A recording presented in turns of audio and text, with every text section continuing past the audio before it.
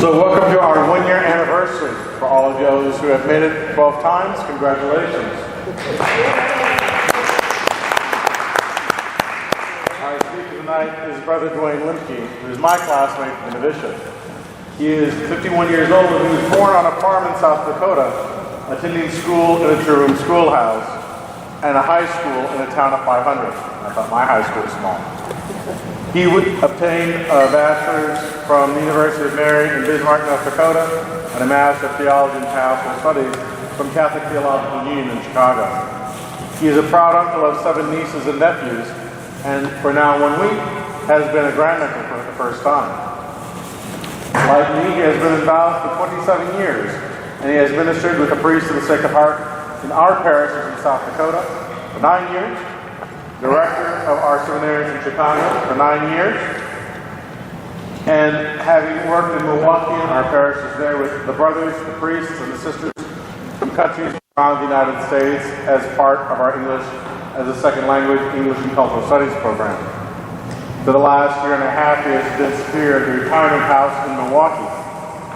Along the way, he has held the responsibilities of technology specialist at St. Joseph's Indian School for 2 years, superior in 3 different houses, 2.5 terms on the provincial council. You have to work out to get that extra half term. Has been on 3 priests of the Sacred Heart Provincial Chapter Steering Committees. You haven't lived until you've done that. Trust me. He is a catechist. He is a liturgist for our parish, St. Martin of Tours in Milwaukee. Serves on numerous committees for the priests of the Sacred Heart, including vocations, formation, senior life, admissions, migration, justice and peace, finance, and the Employee Retirement Trust. And as he would say of his own vocation, through it all, he has been a brother.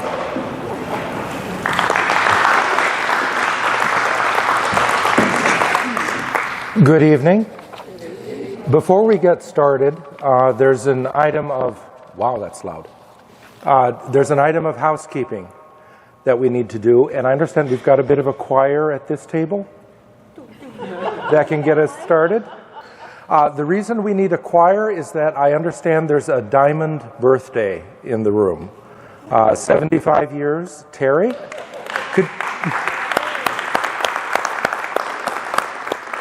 could somebody get us started? Happy birthday to you. Happy birthday to you. Happy birthday, dear Terry. Happy birthday to you. Happy birthday, Terry. Now, I'm used to talking about being a brother and my experience of being a brother, but tonight is a little bit different on 2 counts. First of all, when I usually talk about being a brother, it's in the context of vocation recruitment. And I don't think that's what this crowd is. I mean, hello, are you thinking of being a brother? Yeah. And the second count on which it's different is it might not be unusual tonight for me to hear somebody shout last call. So on that count, it's a little bit different and it's unique too, but I like it. Let's go forward. Speaking about what it means to be a brother is something that's a little bit challenging to do. And I'll illustrate by asking a question, just a quick show of hands. How many of you are married? Now, if someone were to ask, what does it mean to be married? You'll get almost as many different answers as you will hands that have gone up in the room. In fact, over the years of ministry, one thing I've frequently done at milestone anniversaries, think like 25, 30, 35 years, if I get a moment with a couple, I'll ask, so what's your secret? And what I've been surprised to find, or maybe I shouldn't be so surprised, are the wildly different responses that I can get to that question. The secret of one marriage might be that they support each other, but give each other space to be who they are. One couple once said, well, I've got my kitchen, and he's got his garage. And that's been part of the secret. They support each other, but they've got their own commitments, and they allow each other to be who they are. Another response might be that they say, we're a unit, and we do things together. We go together to whatever might be happening in the children's lives. We go together to events in the community. We do things together as a unit.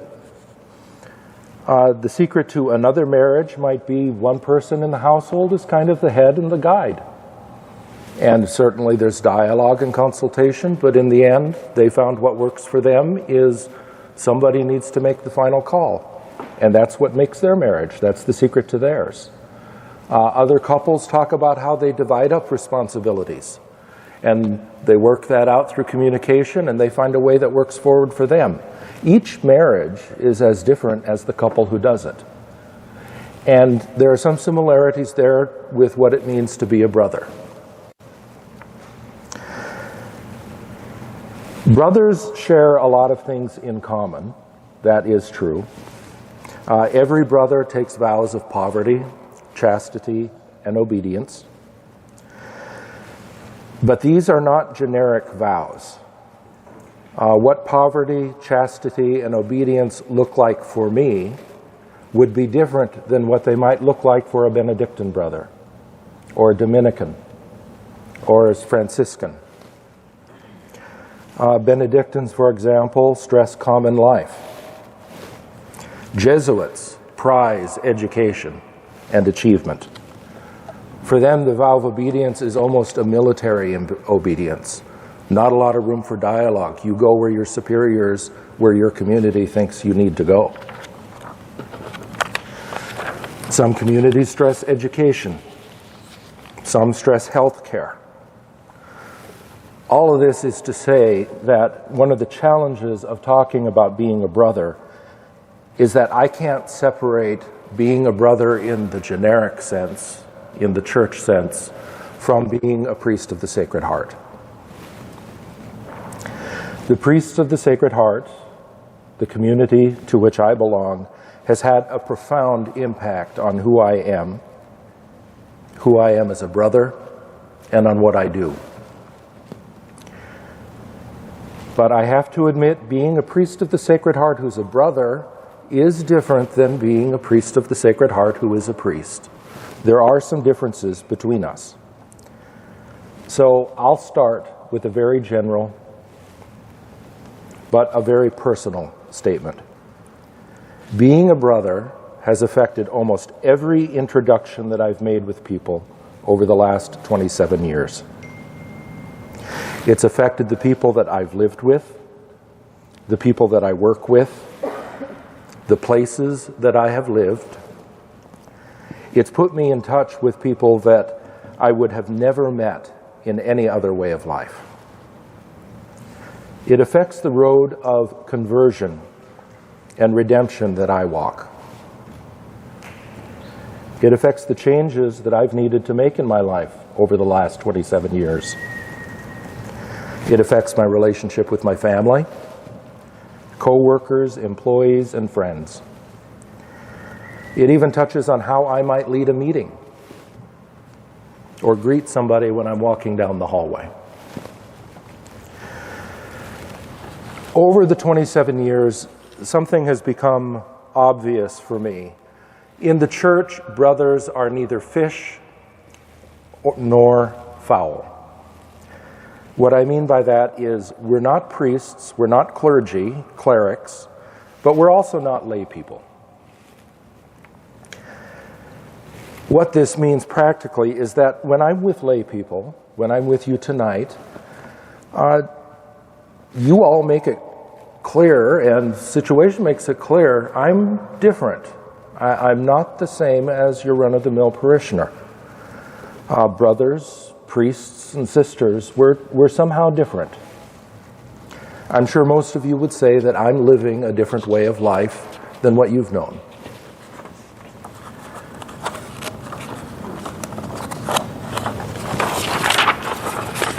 Most of you, I think it would be safe to say, would assume I'm clergy. I'm part of that group. but neither fish nor fowl. What I found is when I'm with clergy, sometimes I feel like I'm more one of you. There are easy reminders that I'm not a priest, I'm a brother. When I'm with priests, discussion is often about homily preparation, anointing of the sick, the sacraments. How many people did you have at confessions last week? Conversations like that, and that's not my world. There's a lot of energy around priests about celebrating the anniversary of ordinations. Sometimes their discussion uses language that's really not a part of my world. It doesn't happen a lot, but it does happen that the word ontology comes up. I don't know if comes up much in your life, the word ontology. Rarely in mine, unless I'm with priests. It's an important word for them. They've got a vocabulary that's their own. But what I'm saying is, when I'm with you, I feel like I'm part of them, but when I'm with them, I feel like I have more in common with you.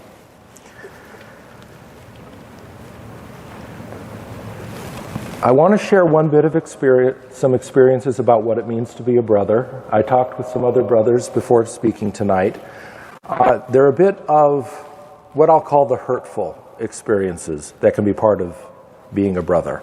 And the reason I want to do that here up front is so that we can get the unpleasantness out of the way first and we can talk about better things later.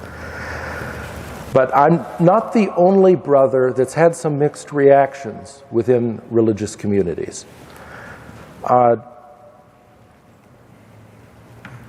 There has been some mixed reaction around ordinations. As priests of the Sacred Heart, we're all brothers. We're all part of the same community, the same family. But when we have an ordination, sometimes I feel torn. This is a man, we've dedicated ourselves to the priests of the Sacred Heart. It's a very significant moment in his life. I want to be there. We're community. We use images of family on how we relate to each other. But there's a moment during the ordination where the bishop comes forward and lays hands on the new ordinand. And then all of the members of the priests of the Sacred Heart who are priests are asked to come forward and put their hand. I see a couple people nodding. To put their hands. But those of us who are brothers do not come forward. That's a moment where I begin to realize there are some divisions within who we are as priests of the Sacred Heart. That's part of the experience of being a brother as well. There's a history of brothers. There was a time, I've experienced very little, next to nothing of this, but there was a time when there was a class system within the priests of the Sacred Heart. Priests were in charge of the community. Brothers were more of the domestic, and the laborers, the workers.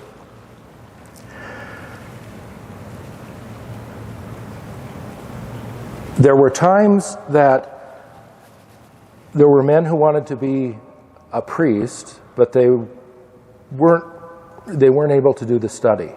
And so they were told, well, you're not quite smart enough to be a priest, but why don't you be a brother? We also had the experience, some brothers had the experience of wanting to be brothers, but they're told, you're too smart. You need to be a priest. There was that sort of division within the community. It was in our recreation rooms. There was one recreation room for the priests, and down the hall or down in the basement, there was another one for the brothers. That's all ancient history. My one experience that somewhat touched on that is the priests of the Sacred Heart, when they celebrated 100 years as a community. I was very involved in the celebrations and in the parish. And our German provincial was visiting because the Germans founded us. They started us out here in the United States. And so he saw me leading during that day. I was providing hospitality to visitors. I was up front at the liturgy giving introductions. I was organizing hospitality, generally kind of taking leadership through the day. And at the end of the day, he came to me and he said, well, thank you so much, Father, for everything you're doing. And I said, well, actually, it's brother. And he gave me a look like suspicious, and like, what's wrong with you then? That was kind of unnerving. So those sorts of experiences are part of what it means to be a brother. But let's get that unpleasantness out of the fat and look forward. What do I make of some of those differences, being neither fish nor fowl? I've noticed that over time, the people I minister to do notice that brothers are a little bit different. Generally, they're not put on the same pedestal that perhaps a priest might be. There is some ministerial benefit to being further down on the hierarchy. I speak here with caution because there is the danger of being a bit of a reverse snob. I've certainly found brothers who carry their pedestal around and they step up on it every chance they get. And more frequently, I've met priests of the Sacred Heart who are priests who wear that mantle very lightly. But I had a conversation once with a nurse that kind of resonated with me. She said something that had an element of the truth to it. She said, brothers are similar to nurses. People can approach us feeling that there's fewer distinctions between we and they. People can say things to nurses and brothers that perhaps they might not say to doctors and priests. They let their guard down.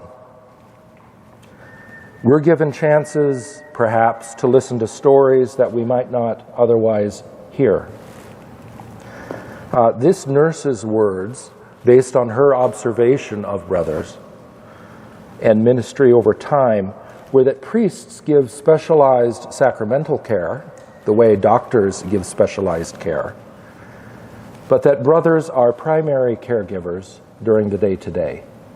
There's something in that that resonates with my experience of being a brother. And again, I want to say so much of that depends on the individual involved. It's very easy for a brother, as I said, to carry around his pedestal, and many priests of the Sacred Heart just wear the priesthood very lightly. They're very approachable. A final note on neither being fish nor fowl. My understanding of the vows has been very much informed by the witness of lay people through my ministries over the years. I've learned so much from parishioners, friends, and family. One of my first lessons about the vow of obedience was actually taught to me by my mother. It was during my novitiate. For those of you who might not know what novitiate is, think of it as a boot camp for religious. It's a special year set apart where we're really intensely introduced to our way of life. I entered the Priests of the Sacred Heart in my mid-20s. I had my college degree. I had been out in the workforce. I had lived my own life and was used to setting a schedule, coming and going as I pleased.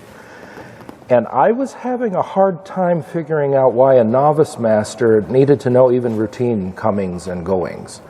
It was difficult for me to figure, well, why do I need to say if I'm just going out to a gas station to get a soda? Why do I have to tell somebody this? I'm 24 years old. As I was whining to my mother, she started giggling. Then she burst out into laughter. I got to hear a little bit of her story. She got married about similar age, mid-20s. She'd worked on her own. She'd lived on her own. She'd managed her own time. And after she got married to my dad, it was a little bit of an adjustment for her to figure out, well, why do I have to tell him if I'm just going to see my mom or my sister or heading to the grocery store? She had to work out when you're with people. You learn to communicate and let people know, be interdependent. She taught me a little bit about the vow of obedience. I had something to learn from someone who was married.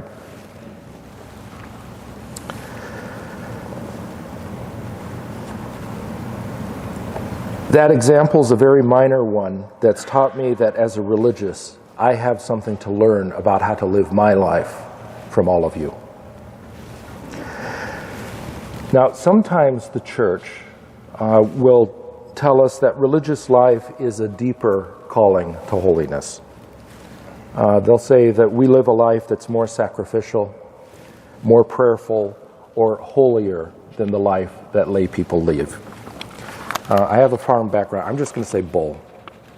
I have not experienced that in my 27 years. My commitment to God is deeper than a couple that goes through the great, the good, the bad, and the ugly, and comes out committed to each other on the other side. Bull. My commitment and my sacrifice is greater than a couple that's got an infant, maybe a toddler or two, trying to figure out how to balance work and sleep, care for the child, and being able to show some interest in each other. Bull. And this isn't even to mention the deep joy that comes from being a grandparent. That joy and connection with the Lord is something I'll never experience. I'll certainly never know the deep pain of losing a spouse or a child. We each find holiness in the path that we've committed to. No path is deeper or more holy. We each find holiness on the path that we've chosen. That's what being a brother has taught me. Being a brother has taught me to look for solidarity with God's people. We can learn how to be holy and how to live the Christian life by witnessing to each other. The vows that I take as a brother don't separate me from families, men and women. They just give me a different perspective. Your witness enriches my life. That's a bit of my lived experience of being a brother. Now I have to talk about the priests of the Sacred Heart. It's difficult for me to separate the brotherhood from the priests of the Sacred Heart. Most of my introductions over the past 27 years have gone something like, hello, I'm Brother Duane, I'm a priest of the Sacred Heart. And usually I'll get a response, nice to meet you, Father. And I'll have to, well, actually I'm a brother, and they'll look at me and go kind of, oh, it won't register. Sometimes I might get the question, well, why don't you go all the way and become a priest? And in my more witty moments, or if I think they got a sense of humor that might allow for it, I'll say, well, I don't think priests are supposed to go all the way. But undoubtedly, no matter how the introduction goes, the next day when I see them, I'll hear them say, hello, Father. And I have to admit, there's a built-in contradiction to my introduction. I'm Brother Duane, priest of the Sacred Heart. When priests of the Sacred Heart use that term, we don't mean priest in the way we might mean Father David, Artie, Jack, or Guy Blair. When we say that we're priests, what we mean is the baptismal priesthood. That's the priesthood we all received when we were baptized, priest, prophet, and king. When we say priest, we mean somebody who offers. A priest is someone who makes an offering. Parents in this room exercise their baptismal priesthood when they offer their time, their abilities, and their energy to their children. Spouses are priests when they offer their futures to each other.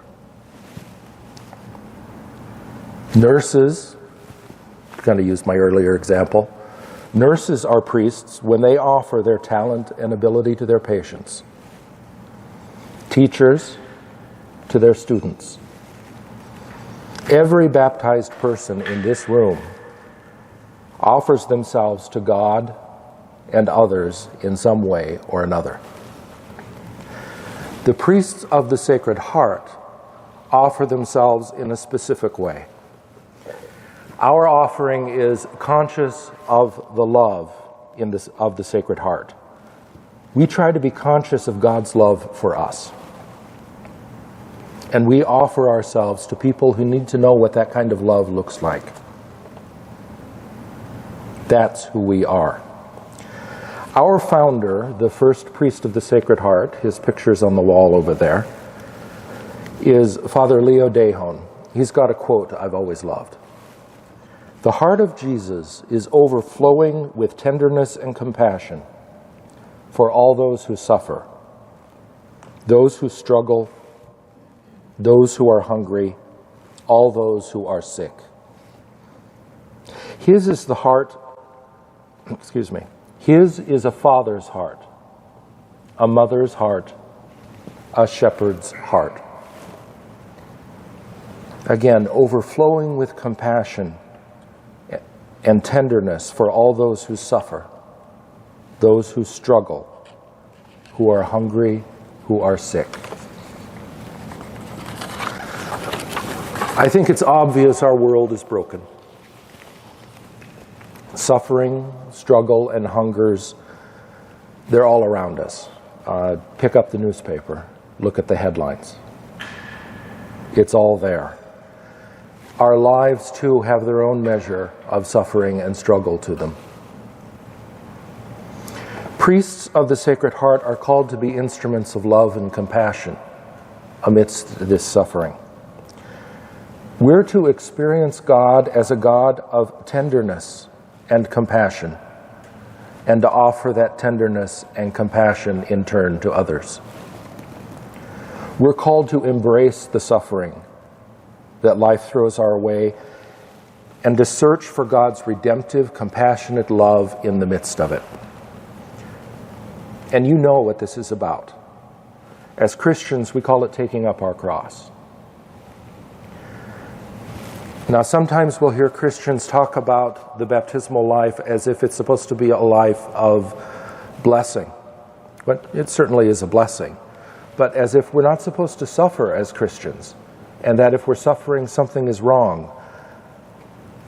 But my reading of the gospel is God has made no promise to us that we won't experience suffering in this life, or suffering as followers of Christ. It's not there in the gospel. Life will not always go our way, and every experience will not feel like a blessing. We follow the cross. We follow that cross. We venerate that cross. God promises us that cross. But God promises us that He's there on that cross. We're not going to be alone. And we're given the promise that that cross is not the end of the story. Life and love is the end of the story. Priests of the Sacred Heart are called to venerate the crosses in our lives and to engage the crosses that are in the world. We're to find the love of the Sacred Heart within them. As Christ offered Himself, we're to offer ourselves. As we do this, we pay special attention to love. We listen to the Holy Spirit to find the movement of love in our lives and in the world. And we try to find a way to cooperate with it. We're called to cooperate with God to help turn suffering into redemption. For us, this isn't just a spiritual internal movement. It needs to find concrete expression. And you know examples of this here in Mississippi. A priest of the Sacred Heart saw a new contraption called the automobile. And he knew there was some potential for suffering in careless use of an automobile and accidents with the automobile. So the Sacred Heart Auto League came into existence. Priests of the Sacred Heart saw people going hungry, so they partnered with others to create a food pantry. They saw a need for people learning to transition into becoming homeowners, and Dehon Village was erected. They saw a need for education,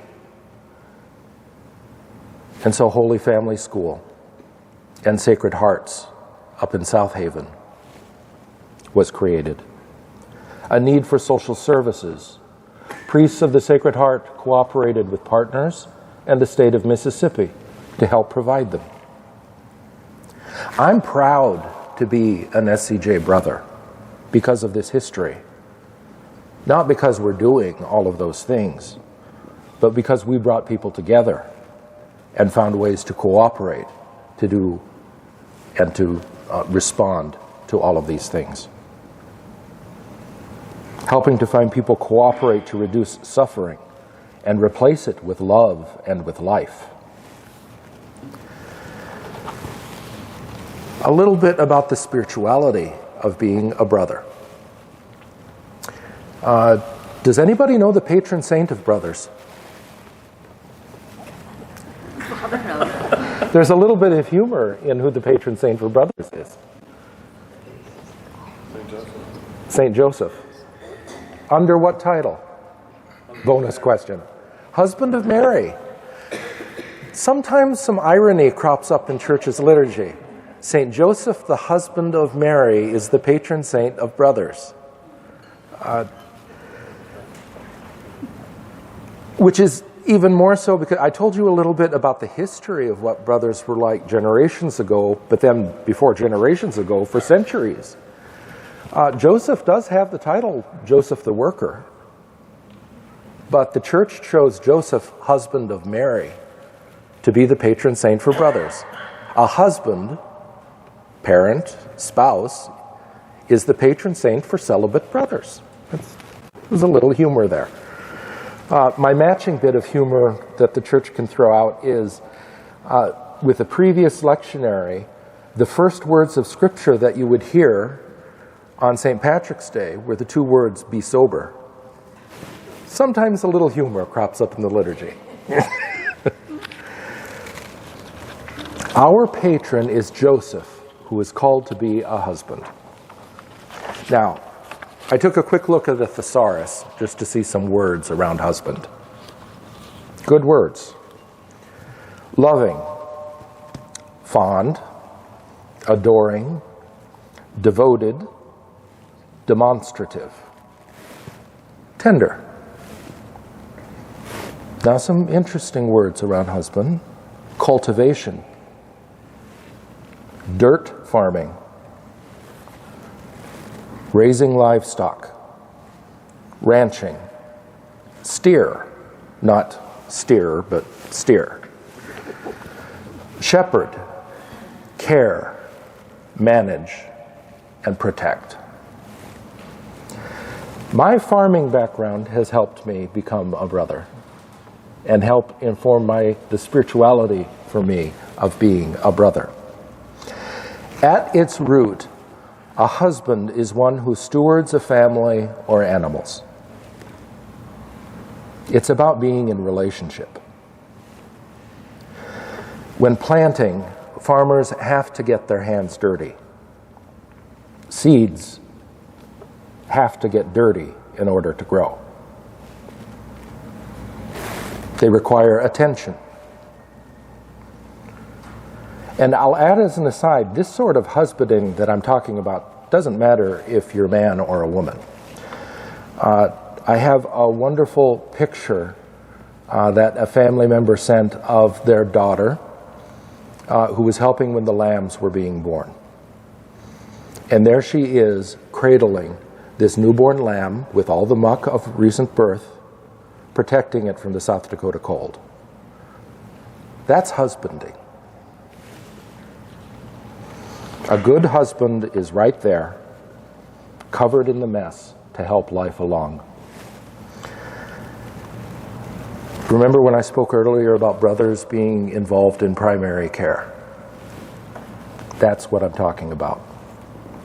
Husbandry requires getting used to, sometimes even learning to love, the smells and the textures of being involved in the muck and the muddle of people's daily lives. Being a brother has meant for me being willing to get directly involved in the suffering and the day-to-day of people's lives, of parishioners, the good, the bad, the easy, and the hard. Father Dehon told priests and all of us to do this in the 19th century. He gave some great advice. There are 3 versions of the advice. They're all the same. Get out of the sacristy. Get out of the pew. Get out of the church. Go to where people are. Great advice. Joseph was a man who was called to put aside his own cares and to care for a woman and a child that really he had no natural obligation to. The call of the brotherhood is exactly that. I'm called to be a brother to people that I don't have a natural obligation to. My family's huge. Over the 27 years, I've encountered people across the United States. I've journeyed with SCJs on every continent, sometimes working with those who are students, trying to figure out what's the next step for them. It's been wonderful. I've met people from every continent across the U.S. I've shared faith with them. Tonight, I'm here to learn from the people of God in Mississippi. Being a brother has been a call to be involved in people's lives. When I was a pastoral associate, because I'm a brother, or maybe more so because I'm a priest of the Sacred Heart, because it's something that would be typical any of us might do, I reminded myself not to be a stranger on Sunday mornings from the kitchen after Mass at Coffee and Rolls. You hear things about people's life when helping them wash and dry the dishes that perhaps they might not talk about in the church hall. It's been a calling to make visits to people in their homes, to be at civic and school celebrations. It was a novel example when it happened, but it was a call to be at the volunteer fire department when they were dedicating a new engine. I can't offer Christ's love if I'm not with people and in their lives where they are. I can't husband the way Joseph was a husband if I'm not available and if I don't get involved. Being a brother has been a call to familial relationship with people, and that's been a call to conversion as well. For a brief moment, I'll give you a little bit of a manifestation of my conscience. I am a goal-oriented person, a task-oriented person. If I'm going to get the mail, then that's what I'm doing. I'm going to get the mail. If I'm helping to set up the speakers for tonight, that's what I'm doing. I can tend to ignore the other people who might be walking right next to me, because what I'm doing right now is helping to set up speakers or going to get the mail, for 2 examples. It's a checklist. Check, I did that, did that, did that. But I'm called to be a brother. I'm called to be with people, not to do things. Being a priest of the Sacred Heart has helped to soften rough edges. That's one of others in my personality. It's helped me become a better and a holier man. And I've been very thankful for that.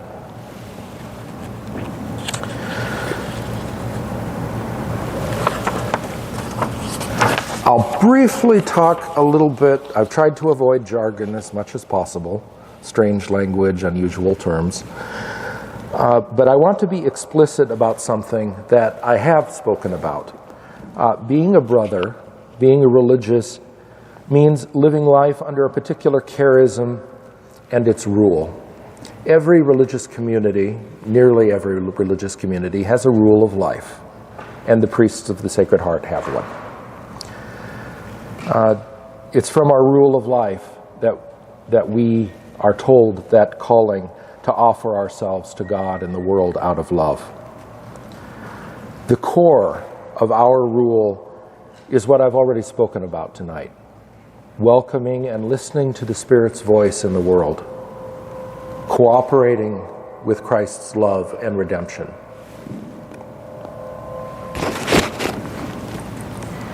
I'm going to briefly turn off my mic to cut out the... Am I back? Okay. Our rule of life guides us. It sometimes orders us. Do this, do not do that. It guides our prayer life when we're alone and together.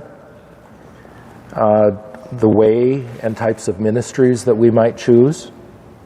Every community has its rule of life. Most of them do. Benedictines have theirs, Dominicans, Jesuits. School sisters? Yes. Do you have a rule? Yes. That's what makes our religious life. All of you have marriages, well, most of you have marriages that are different from each other. And it's our rules that make our way of life a little bit different from each other.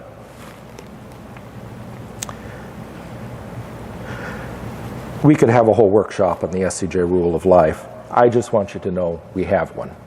And that's what makes us unique. It guides us in what we do.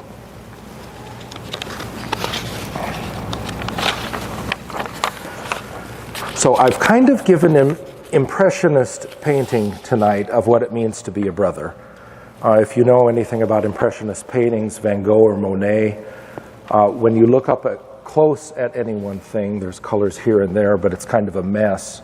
But when you step back, everything together kind of paints a picture that you can kind of see what's there. I've tried to paint a bit of that picture tonight of what it means to be a brother. Being a brother means that I stand with one foot in the life of the laity and the other foot in the life of the clergy.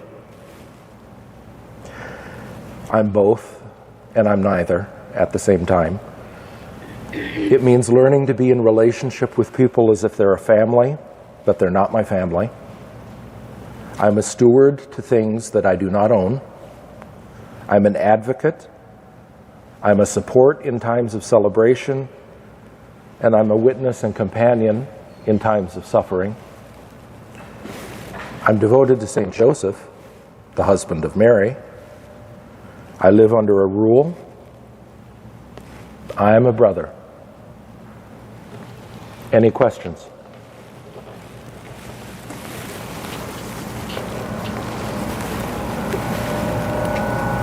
Yes? How many brothers are there? That's a good question. Currently we have 11 in the United States province. I asked our provincial secretary to check the statistics. Currently we're at 11. Interestingly enough, the United States has just about as many as any other province in the Priests of the Sacred Heart. As far as brotherhood vocation goes, we're doing pretty well. And we've got a fair enough number of brothers who are on the younger side as opposed to the retired side. Yes? Do you really try to recruit men to be brothers, or you just... Well, that's interesting because no, we don't. We recruit men to be priests of the Sacred Heart. At sometimes more of those are wanting to be priests, but at other times we've had them coming to us wanting to be brothers. I actually know one of our vocation recruiters was talking with somebody who belonged to the Christian Brothers community. That's a community, they're only brothers. And they were asking our vocation recruiter, what are you doing? That you're getting these brother vocations and we're struggling. But generally, we recruit men to be priests of the Sacred Heart first. And then brother or priest, kind of, depending upon the person's story, it comes as it does. Yes? Can you talk a little bit about how your mom and dad were influential in your vocation? Oh, absolutely. He knows my parents. My parents were very involved in the church. When I was a teenager, we would complain about it, but now I can be thankful for it. We were often the first ones there at a church event, such as something like tonight, and among the last to leave. They've also lived a married life that's been very committed to each other through good times and bad. They've witnessed to that to us as children growing up. Their faith and their prayer life was communicated to us as children, profoundly influential in my life. Does that? Yes. Yes. Pardon? One of each. I'm the oldest. Pardon? How do they view your making that? They chose marriage, I would presume. Yes, they have. You chose brotherhood. How do they view that? They live active lives of faith. My brother and his wife are very involved in their parish, teaching confirmation classes, for example. They've been very supportive of it. And sometimes they know the way of life so well they can tease me at different things.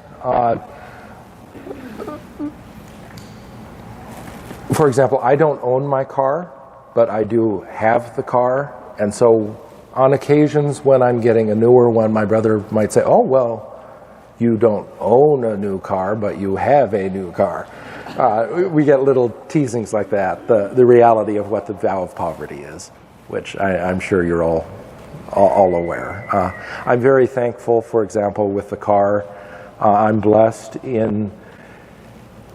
if something were to happen to it, I know the community, because of the need for me to use it in ministry, would have my back. And if they were to lose a car, there would be some additional sleeplessness at night, and I know I don't experience that. I've kind of ad-libbed a bit beyond the answer to your question, but we talk about our lives together. They talk about the challenges and struggles of being a parent, both my brother, sister, and I. The joys, everything.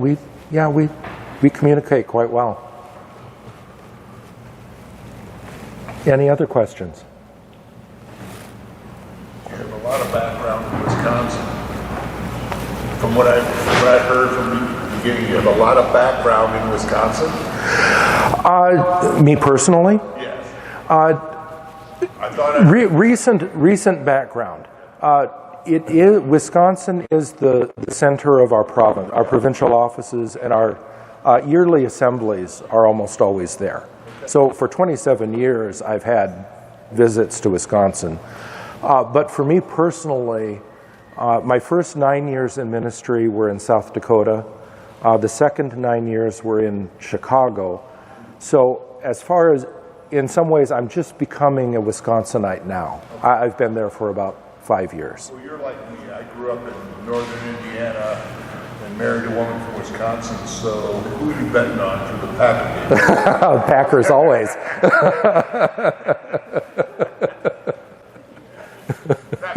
The green and the gold. Yeah.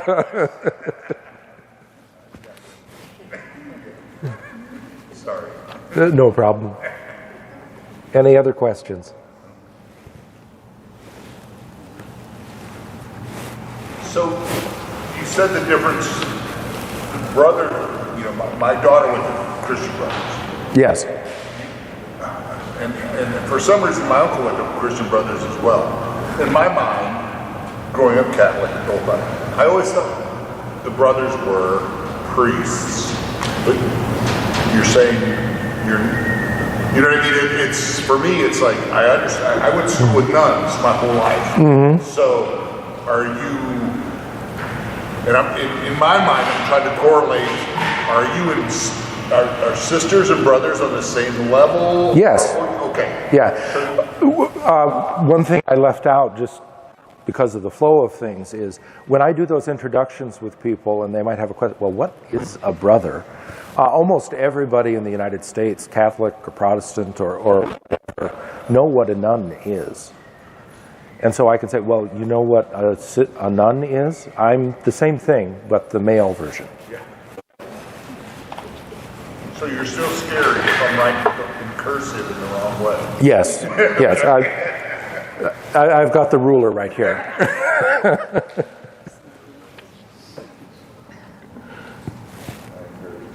Any other questions?